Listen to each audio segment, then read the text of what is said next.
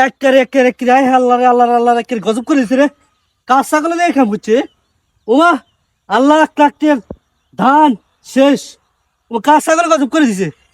খাইছে কিরে উত্তর সুরের জাত গল নাই বুঝিস আলিগুলো রাখতে না বউ করতে না একেবারে হুরের চালি গরু ছাগল যা অত্যাচার শুরু করছে অঙ্গ।